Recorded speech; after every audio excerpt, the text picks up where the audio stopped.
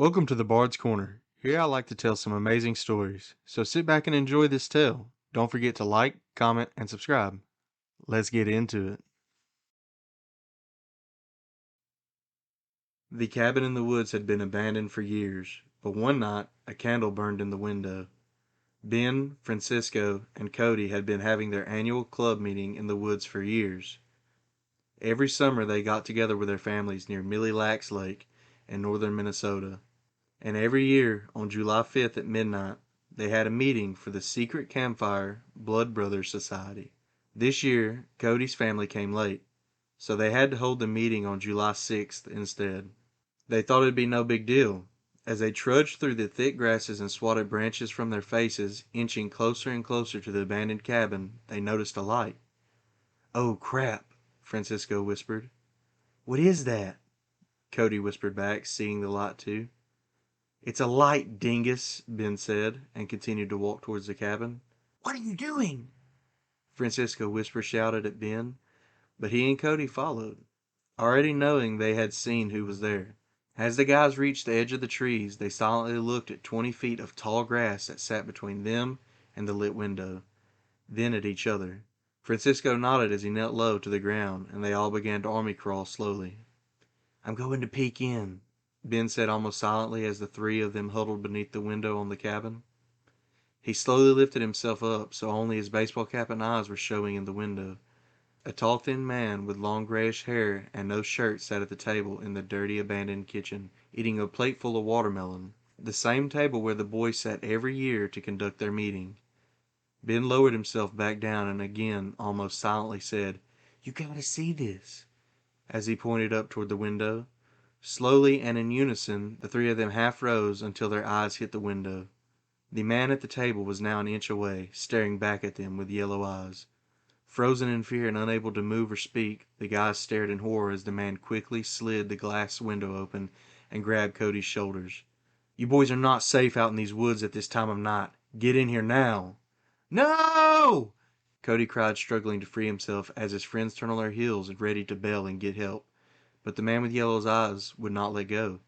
"I will not hurt you, I promise. But in the next 30 seconds, when midnight strikes, something much worse will be waiting for you in this tall grass. Get inside now," he bellowed so all three boys could hear his urgency. His voice was not crackly or old or creepy sounding. In fact, it sounded genuine, kind, and oddly young. Mid-sprint, Ben and Francisco stopped and slowly turned to face back toward the cabin. They looked at each other in the moonlight, unsure of what to do from here. When they heard the light buzzing growing louder and louder from behind them, the sound became deafening quickly, and the hairs on their backs of their necks stood on end. Instincts kicked in, and without saying a word, both ran back to the cabin. The man with yellow eyes pulled Cody up and in. Francisco and Ben leaped in one after the other seconds later. The man with the yellow eyes slammed the window shut behind them and locked it. Pink! Pink! Pink! Bugs were hitting the glass, drawn by the light. "What is that?" Francisco yelled over the buzzing that now seemed to consume the cabin. As he, Cody, and Ben backed up against the wall furthest from the windows in the kitchen, the man with the yellow eyes went to the sink and flipped open a small, cloudy yellow plastic box, revealing a large red button. He slammed his palm against the button and flipped the lid shut before coming to sit back down at the table and eat his watermelon. Wide-eyed, the boys watched out the window as steam rose from the grasses just outside. "Sit down," the man with the yellow eyes said calmly in between slurpy wet bites. "I'll explain everything." The boys slowly sat down around the table. The pinking against the windows became less frequent as the man with yellow eyes told them the story. It all began 50 years ago. "No school!" Jameson exclaimed. "No school," his dad confirmed. "For one whole week." "Yes!" Jameson went to a year-round school, but every year he got to skip the week after the 4th of July and visit his grandparents at the cabin near Millie Lacs Lake. The special week of no school, no obligations, just fun, was starting tomorrow. He ran to his room to pack for the trip. The next morning, as they were stuffing the car with their belongings, Jameson's mom helped him make sure he had everything he had needed. "Water guns," his mom started. "Check," Jameson said. "Sparklers?" "Check." "Swimsuit and life jacket?" "Check and check." "Underwear?" "Mom!" Jameson's mom laughed as she stuffed their last bag into the trunk and shut the door. No one noticed, but the last second before the door closed tightly, a wasp snuck into the car. 2 hours and 16 games of I Spy later, they arrived at the cabin. Uncle Jacob came out to meet them.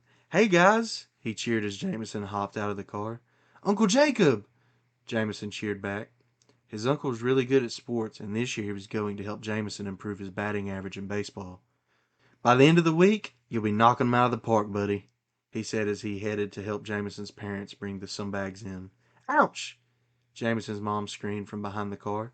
Jameson and Jacob ran to see what happened. They rounded the back of the car to see her sucking on her thumb.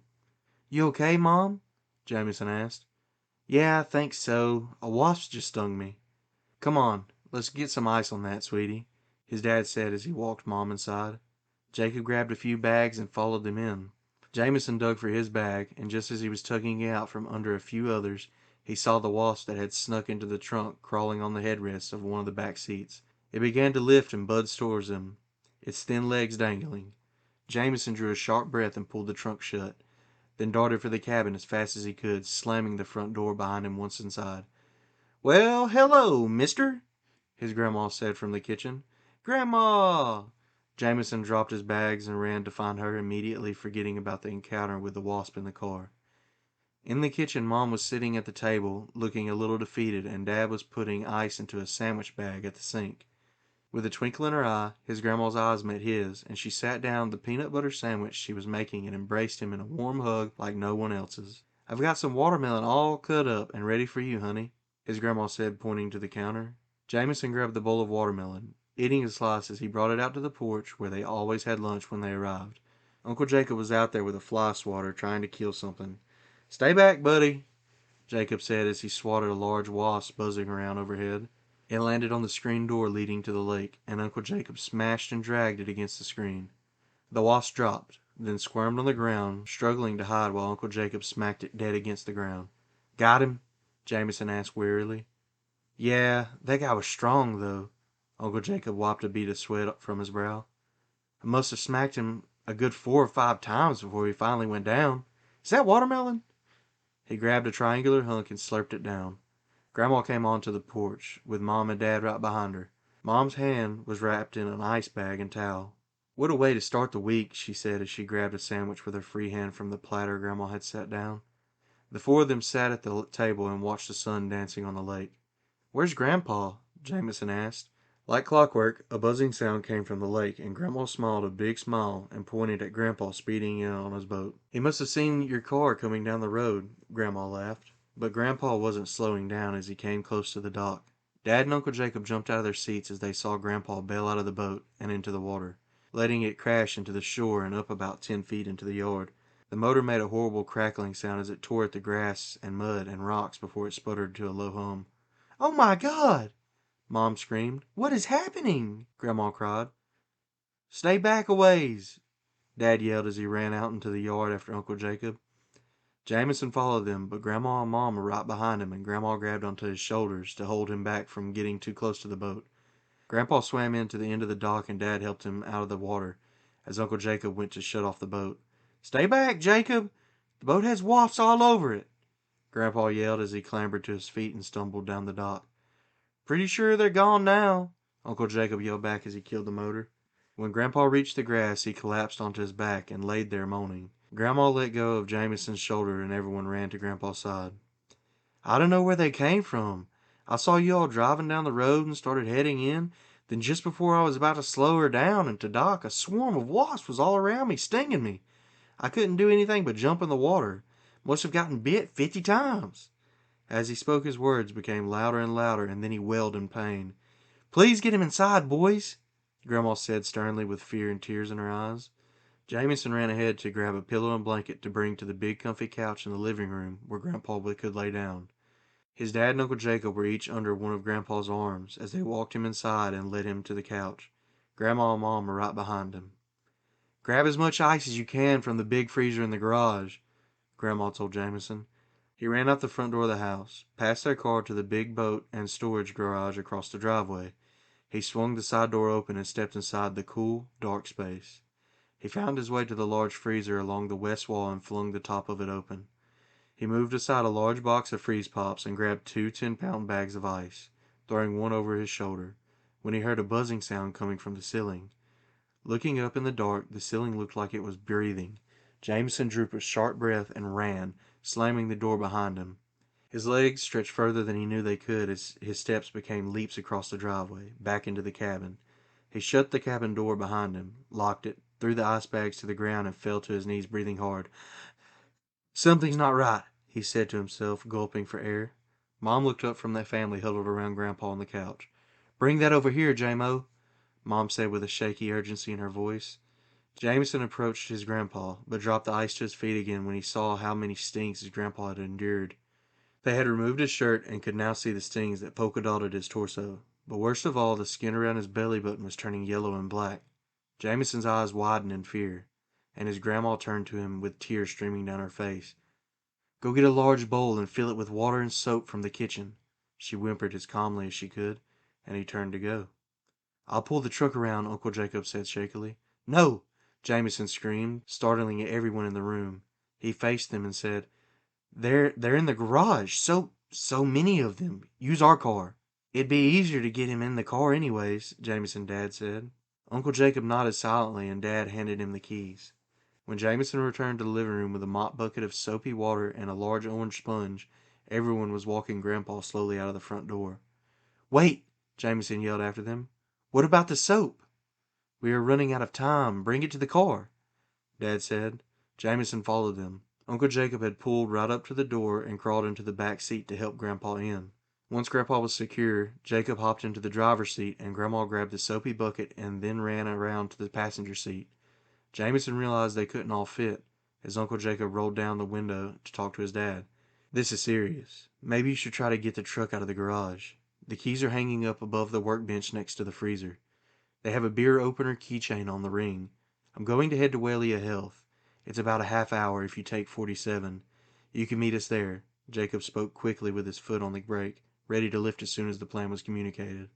"Okay, we'll meet you up there," Dad said and slapped the side of the car twice as Uncle Jacob pulled away, then turned to Jameson and Mom. "Come on, you two get in the house for a minute. I'm going to get the truck." "Dad, you can't go in there," Jameson interrupted, his breathing getting faster and faster. "There are so many in there. The ceiling is caked in them." "Jamo, we don't have a choice. Grandpa's in real trouble and we need to be there with him," his dad argued. "I'll be careful. If you don't bother them, they won't bother you." Jameson knew his old phrase well, but these wasps didn't seem to follow it. They seemed hostile. Just then Jameson's mom made a faint yelping sound from behind him and turned to see her fall to the ground. "Mom!"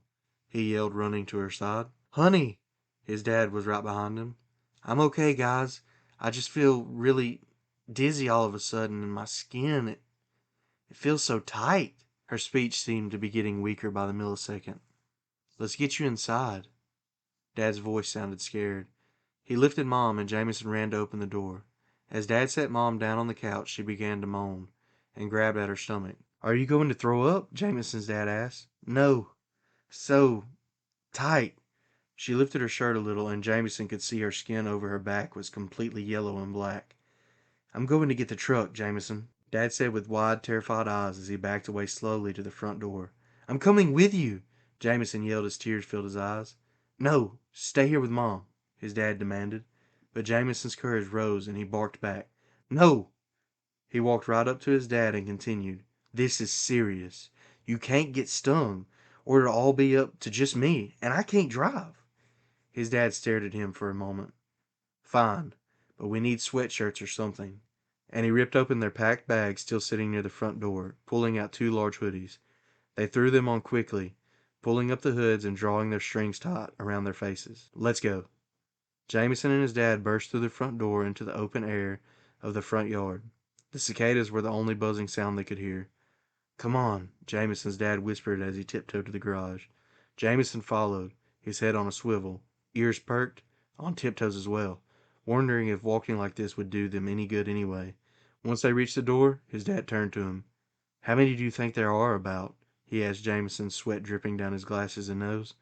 "Dad, it looked like the ceiling was breathing," Jameson sputtered. His dad's brow furrowed. "Are you sure it wasn't your imagination? Isn't it pretty dark in there?" His father stood up a little straighter. "Just be quiet and let's move slow. Please, Dad." Jameson knew his dad could be right, but he still wasn't ready to take any chances. Even if only one was in there, something was seriously wrong with the symptoms from these stings. The door to the garage creaked louder than it ever had as Jameson's dad opened it as slow as possible and peeked his head in. "I can hardly see anything," his dad whispered as he poked his head back out. "But I don't hear any buzzing. I think we are okay." And he took a step into the garage. Jameson followed him. His dad felt his way along the wall where Uncle Jacob said the bench would be. "Ouch!" Jameson's dad yelped, failing to keep his voice quiet. Suddenly, a low hum began to sing above them. "Dad," Jameson began. He looked up and saw the ceiling moving like the waves of a lake on a windy night. "Dad, we gotta go." "No, we need to get Mom to the hospital. I just hit a nail. It wasn't a sting." "Dad, look up," Jameson demanded. His father tilted his head back. His eyes widened and he ran to the bench a few feet away. They could now just barely make the outline as their eyes adjusted to the small amount of light available from a few cracks in the walls of the garage. "Get back in the house. Get your mom. I'm grabbing the keys. We are getting out of here. Go now." Jameson couldn't argue back anymore and ran out the door, back across the driveway and into the house. His mom was on her hands and knees on the floor of the living room, screaming. "Mom! Mom! What's wrong?" A lump in Jameson's throat caught. He could see 2 vertical blood stains on her back, one on each shoulder blade, and something was ripping her shirt where they were. His mom's screams became shrieks, and 2 large translucent wings poked their way through her shirt, buzzing above her. Before the scream caught in his throat could escape, Jameson heard a loud crash outside in the front yard, followed by another. He ran out of the house, slamming the door behind him. Sweat poured out of him as he pulled his hoodie up and off. The garage door had a large hole in it, and the truck had crashed into an oak tree in the front yard. "Dad!" Jameson screamed, running to the truck, completely ignoring the need to protect himself now. As he drew nearer to the car, he didn't see his dad. Instead, he saw a swarm of wasps in the shape of his dad's body sitting in the front seat. "No!" Jameson was so terrified. He wasn't even sure the scream was his own, or his dying dad's inside the buzzing shell of wasps. Just then the car his Uncle Jacob and his grandparents had left in came barreling down the driveway. Uncle Jacob screeched to a sudden stop. He looked over at the human-shaped swarm of wasps sitting in the front of the truck, turned to Jameson and yelled through the open window, "Get in right now!" Jameson rounded the car as Uncle Jacob rolled up the window. "What is happening?" Jameson screamed through the tears that now soaked his face, plopping into the passenger seat. "I don't know. I don't know." Jacob's eyes were bloodshot from screaming and crying, his knuckles white against the steering wheel as he peeled out and down the driveway. Grandpa got worse. Much worse. He was bleeding. I don't know. I just don't know. Jacob didn't need to finish. "Did he grow wings too?" Jameson yelled back. They were both screaming as they spoke. "Yes, yes! That's what happened to my mom." Jameson's voice was crackling every other word. "Where's your dad? Where's Grandma?" They both asked each other simultaneously before they fell silent. Steadying his voice, Jacob started speaking at a more normal volume between chokes and cries. "We were only a mile or 2 down the road when Grandpa was screaming so loud he was just screaming. So I pulled him out of the car onto the side of the road and Grandma just said to go and get your dad for help. She didn't know what to do. I didn't know what to do. I still don't know what I'm doing. But we have to go back and get them and just bring them home." As the last word escaped Jacob's mouth, he yelped and swatted to the back of his neck. Jameson stared at him, his jaw to the floor. The gravel road they were on was bumpy and bobbed them back and forth for a few silent, slow, motionless seconds as Jacob pulled his hand back in front of his face to reveal the squirming, injured wasp he had just smashed against the back of his neck. His eyes widened as he looked back at Jameson. "Uncle Jacob." "No," Jameson whispered. Uncle Jacob stayed silent and looked ahead as he thought for a moment. "I'm going to turn around," he said slowly and calmly. "I'm going to bring you back to the cabin. You're going to bring me a cell phone, and then you're going to go back in the cabin and start boarding it up, while I go get your grandma and tell her to come back and get you." "Uncle Jacob, no," Jameson whispered again through tears. But Uncle Jacob didn't say anything else. He just leaned as he made a sharp turn and back towards the cabin, driving faster and faster in silence. Driving past the now empty smashed truck in the front yard, Jacob again drove right up to the front door. "Go," was all he said. Jameson went in through the front door of the cabin that now lay silent, and grappled for his cell phone in his bag on the ground. peering into the living room where he had last seen his mom. She wasn't there. His fingers felt the smooth, cold edge of his cell phone and he ran back out. He handed the phone to his uncle through the window, tears in both their eyes. "It's going to be okay, buddy," Uncle Jacob said. "I'm going to call your grandma's sister, Jamie. You and Grandma can drive to her place on the other side of the lake, okay?" "But what about everyone else?" Jamison's shoulders and voice shook through his sobs. "You need to get back inside," Uncle Jacob said, ignoring the question. And with that he peeled out, and down the driveway again, the cell phone already to his ear.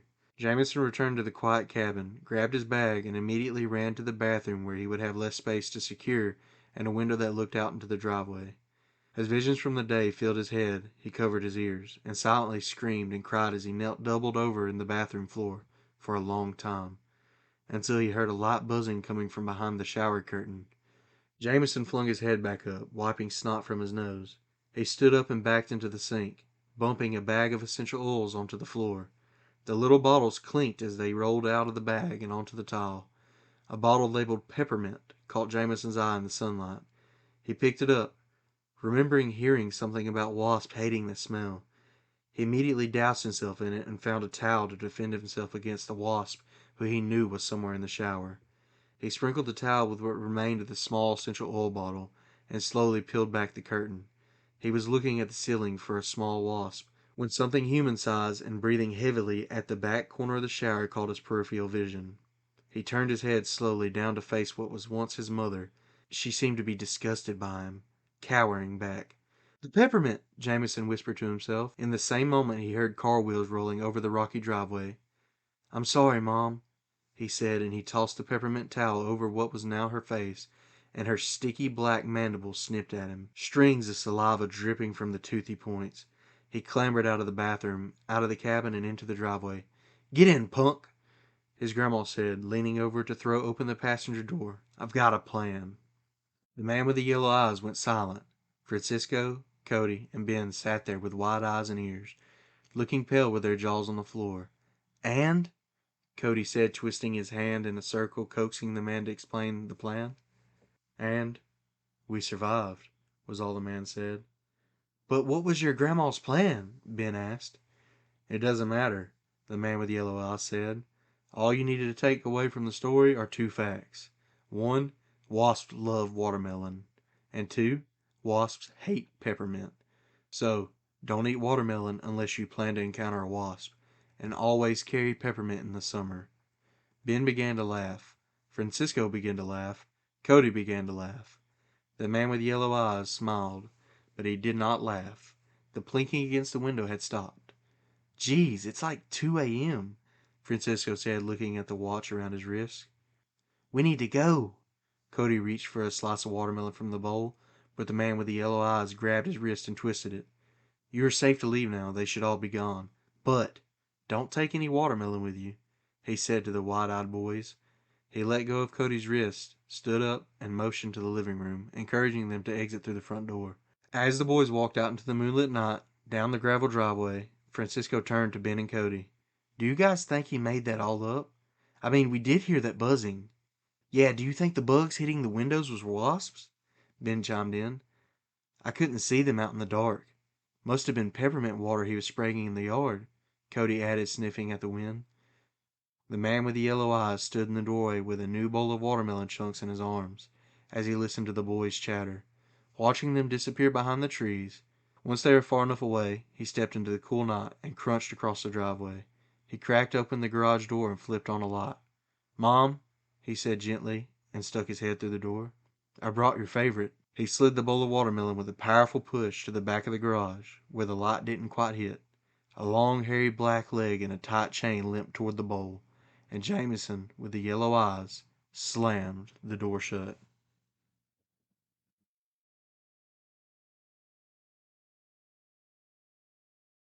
Thanks for listening to the Bard's Corner. If you have any first-hand encounters with cryptids or aliens, feel free to send me an email with your encounter, email down in the description.